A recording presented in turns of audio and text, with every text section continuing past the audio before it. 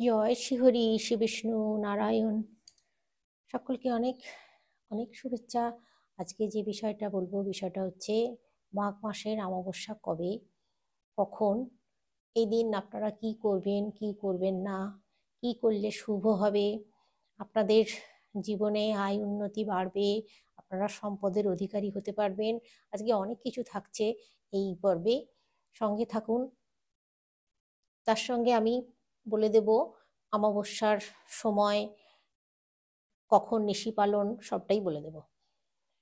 অমাবস্যা হচ্ছে, প্রথমেই বলি, প্রথমেই যে কথাটা সেটা হচ্ছে অমাবস্যা পড়েছে 14ই মাঘ, 28শে জানুয়ারি সন্ধ্যা 7টা 35 মিনিট থেকে পরের দিন 29শে জানুয়ারি 15ই মাঘ সন্ধ্যা 6টা 5 মিনিট পর্যন্ত অমাবস্যা থাকবে। এই অমাবস্যায় একটা শুভ যোগ আছে। 144 বছর পর মহাকুম্ভ মেলা শুরু হয়েছে প্রয়াগে।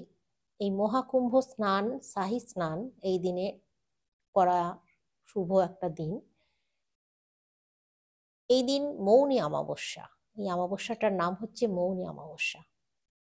আবার রটন্তী কালী পূজাও আছে এই অমাবস্যাতেই।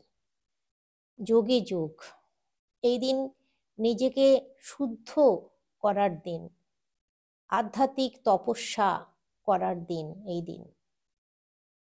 তো এই দিন মৌনব্রত পালন করার দিন। যদি মৌনব্রত পালন করতে পারেন, আপনারা কম কথা বলার চেষ্টা করবেন, যতটুকু প্রয়োজন ততটুকুই কথা বলবেন, তার বেশি বলবেন না একদম। যদি পারেন এই দিন সকালে স্নান করে নেবেন, ভোর ভোর, মানে সূর্য ওঠার আগে। জলের সঙ্গে একটু তিল মিশিয়ে নেবেন, অথবা একটু কাঁচা দুধ, অথবা গঙ্গা জল, এগুলো মিশিয়ে নিয়ে আপনারা বাড়িতেই স্নান সেরে নিন, তাহলেই পুণ্য স্নান সারা হয়ে যাবে,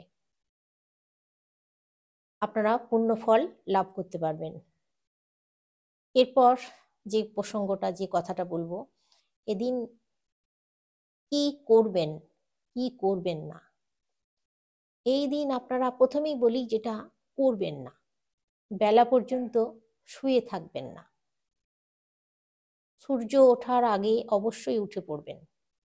এই দিন আমিষ আহার একেবারে বর্জন করবেন।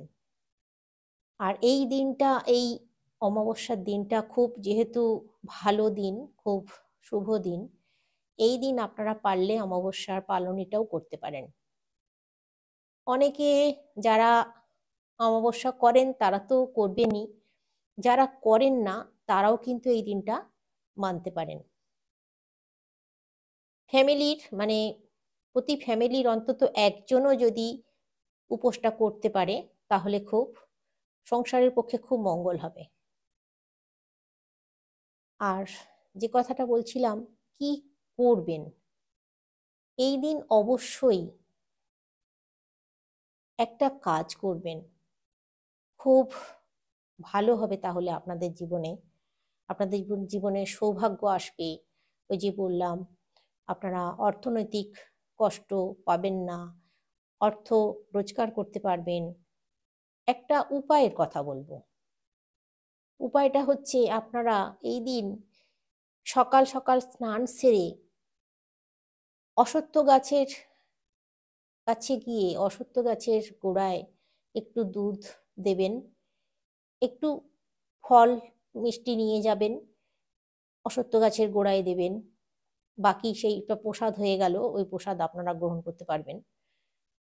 আর অশ্বত্থ গাছের চারপাশে একটু ঘুরবেন, অন্তত 7বার।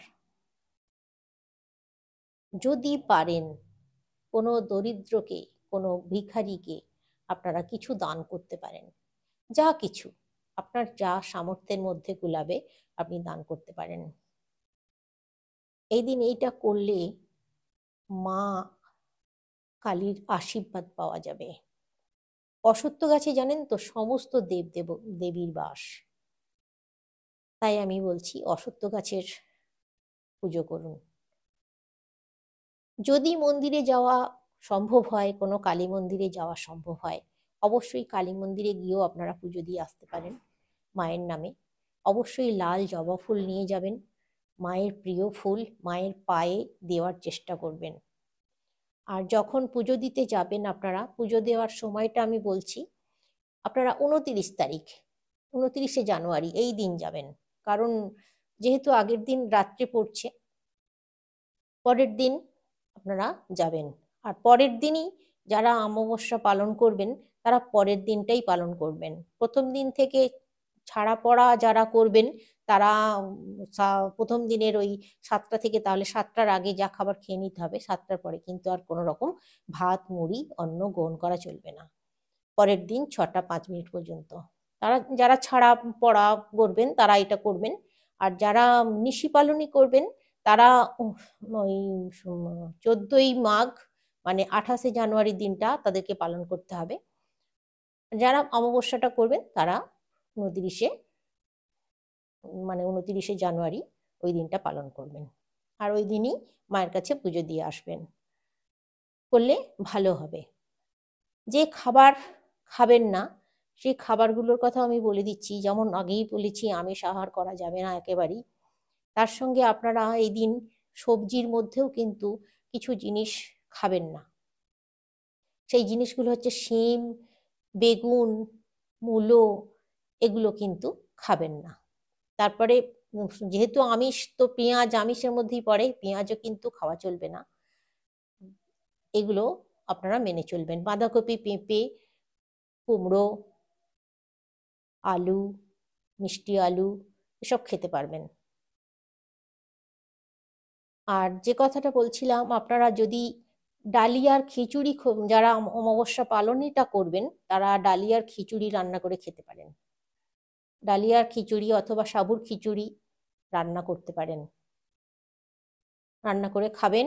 এই দিন খিচুড়ি খেলে খুব ভালো হবে, জীবনের আয় উন্নতির পথ দরজা খুলে যাবে, আর শত্রু নিধন হবে। এই দিনটা এতটাই ভালো দিন, এই দিনটা হাতছাড়া করবেন না, যেহেতু হাতের কাছেই এসে গেছে একেবারে। এই দিনটা আপনারা এইভাবে করুন। আর যে কথাটা বলছিলাম যে যে জিনিসগুলো একেবারেই করা চলবে না, সেই করা চলবে নার মধ্যে প্রথম কথাই বলবো, সংযম, মানে ভীষণ সংযমী থাকতে হবে এই দিন। স্বামী স্ত্রী কিন্তু এই দিন মিলন একেবারেই চলবে না। আমি বলতে আমার দ্বিধা লাগলেও আমাকে বলে দিতে হচ্ছে। এই দিন কেন জানেন? এই দিন এই স্বামী স্ত্রী মিলনে যদি কোনো সন্তান এসে যায়, সেই সন্তানের দুর্ভোগের শেষ থাকবে না। এই দিন ওই জন্যেই বারণ করা হয়েছে শাস্ত্রে, অমাবস্যার দিন বিশেষ করে কোনো রকম মিলন না করাই খুব ভালো। সংযমী থাকার কথা বলা হয়েছে। এই দিনটায় অবশ্যই আপনারা একটু, মানে যখন বাইরে বেরুবেন অন্ধকারে, অমাবস্যা মানেই তো ঘোর অন্ধকার, অমাবস্যার দিন রাত্রে যদি আপনারা বাইরে বেরোন তাহলে অবশ্যই কাউকে সঙ্গে নিয়ে বেরুবেন। অনেক রাত্রির কথা বলছি, হয়তো কারোর বাড়ির বাইরে বাথরুম, বাড়ির ভিতরে বাথরুম নেই, আমি তাদের জন্য বলছি তারা সঙ্গে কাউকে ডেকে নিয়ে বাথরুমে যাবে, মানে প্রস্রাব করতে। রাত্রে যদি প্রস্রাব পায়, অনেক রাত্রে, গভীর রাত্রে, একাকী একেবারেই কিন্তু যাবে না। এরপরে যেটা বলবো, একাকী শ্মশানে একেবারেই কিন্তু এই দিন যাওয়া ঠিক নয়। কোনো অপবিত্র আত্মার কবলে পড়ে যেতে পারেন, মানে এটা বলা আছে শাস্ত্রে। এই দিন ওই জন্য একাকী শ্মশানে যাওয়া কিন্তু একেবারেই উচিত নয়, এটা মাথায় রাখবেন অবশ্যই।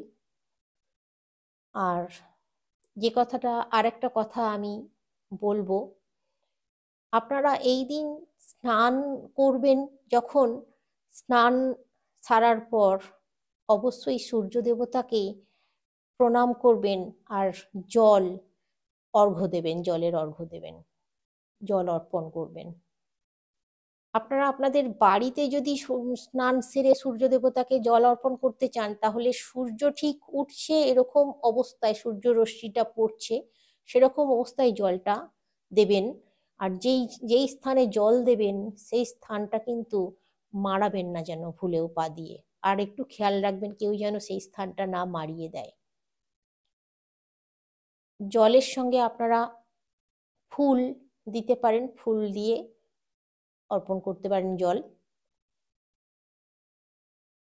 এরপরে যে কথাটা বলবো সেটা হচ্ছে, আপনারা এই দিন তিল তিল তিলের কোনো জিনিস নিজেরা খেতে পারেন, তিল ব্রাহ্মণকে দান করতে পারেন, করতেই পারেন, করলে শুভ হবে, ভালো হবে। কোনো ব্রাহ্মণকে ভোজন করাতে পারেন, তাহলেও কিন্তু ভালো হবে, মঙ্গল হবে, আপনাদের জীবনে সমস্ত বাধাগুলো দূর হয়ে যাবে। আপনারা ওই যে পুজো দিতে যাবেন তখনই ব্রাহ্মণের জন্য কোনো একটা সিদে মানে ভোজ্য ব্রাহ্মণকে খাবার দেওয়ার জন্য আপনারা নিয়ে যেতে পারেন। চাল, ডাল, তেল, নুন, একটু ঝাল মশলা, আলু, 5 রকম সবজি, এগুলো আপনারা নিয়ে যেতে পারেন। নিয়ে গিয়ে ব্রাহ্মণ ঠাকুরমশাইকে দিয়ে আসতে পারেন। পুজো দেবেন, ওইগুলো নিয়ে গিয়ে ঠাকুরমশাইকে দান করবেন, তাহলেও কিন্তু ভালো হবে। আর অবশ্যই মায়ের পায়ে কিন্তু ফুল দিতে ভুলবেন না যেন, মানে অঞ্জলি, যদি যদি অঞ্জলি দেওয়ার মতো সম্ভব হয়, যে মানে জায়গার পুরোহিতরা তো সমান নয়, অনেক জায়গার পুরোহিতরা ঠাকুরমশাইরা আছেন, তারা কেউ পুজো দিতে গেলেই তাকে অঞ্জলি মন্ত্র বলে, অঞ্জলি দিতে বলে, পায়ে ফুল নিবেদন করতে বলে। তো আপনাদের যদি সেরকম সুযোগ সুবিধা হয় আপনারা কিন্তু করুন, এই কাজটা করলে ভালো হবে। আর আমি আমার ভিডিওর মধ্যে কি করবেন কি করবেন না, মানে কি কি করলে সুখ সম্পদ বা বৃদ্ধি পাবে, সৌভাগ্য বৃদ্ধি পাবে, এই বিষয়ে একটা ভিডিও আমি এর আগেই অলরেডি করেছি, বলা আছে, আপনারা পারলে একবার দেখে নিতে পারেন। আর অবশ্যই আমার চ্যানেলে জয় মা কালীর জয় একবার লিখে যাবেন, যেহেতু অমাবস্যা, রটন্তী কালী পূজা, মা ভীষণ সন্তুষ্ট থাকবেন আপনাদের উপরে, আপনাদেরকে আশীর্বাদ করবেন। তো আজকে আসছি, সকলে অনেক সুস্থ থাকুন, অনেক ভালো থাকুন, মায়ের কৃপায়, শ্রীহরি শ্রী বিষ্ণু নারায়ণের কৃপায়।